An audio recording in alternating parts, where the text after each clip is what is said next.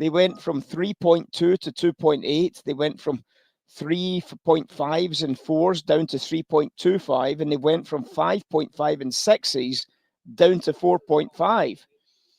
All three horses believe their horse has been set out for this race, and they don't know about the other horses. So that's the problem, isn't it? That's actually the real problem. You know, you can always have an inside angle. So every single one of these guys has got an inside angle on their own horse. But what they don't have is they don't have information perhaps on the other two horses. And because they don't have information on the other two horses, it doesn't make their horse bad information. It just means that it's incomplete information. And that's what happens when you trade one line on your charts, just one line. You start somewhere.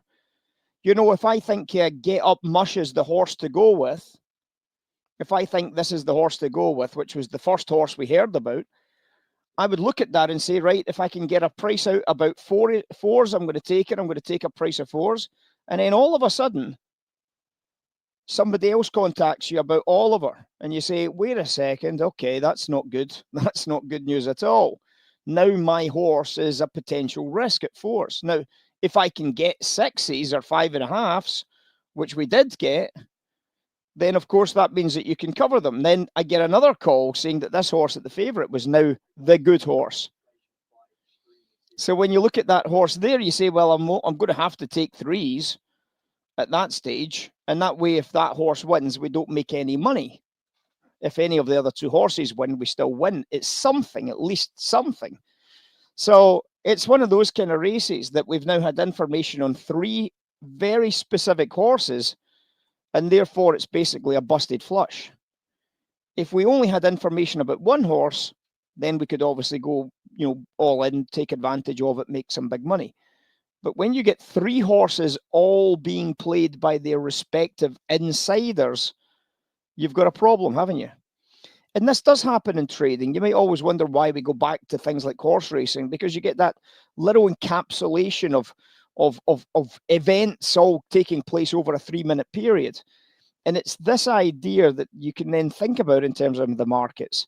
Yes, you might be bullish against the swap dealers, but what if the guys that are trading the underlying oil because it's cheap or expensive, what if they're doing the other side of your trade? What if the crack spread guys like your sell trade to be long? Who's to say that that's not then going to push your price off the table? And therefore, simplifying it to just a single line gives us serious problems. That's why we like to have things like market internals. That's why the volatility, the gamma line, is so important to us. Because when I look at Gamma's got nothing about anything else, nothing at all. It's just that price and that price alone.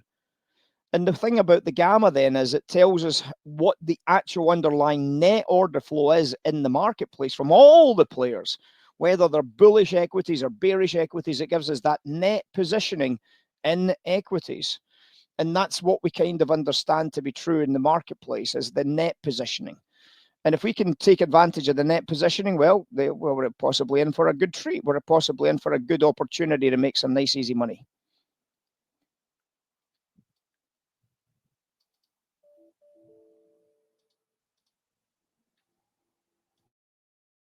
Cash open. I don't know if anybody sold the cash open. I says that we were likely to be selling the cash open. If anybody took a shot at it, you've been paid out very, very quickly. And that was into that block trade from the background from earlier on today as well. So it wasn't like a surprise level. Value was a little bit cheeky bearish. So there wasn't really any challenge to that trade. Very easy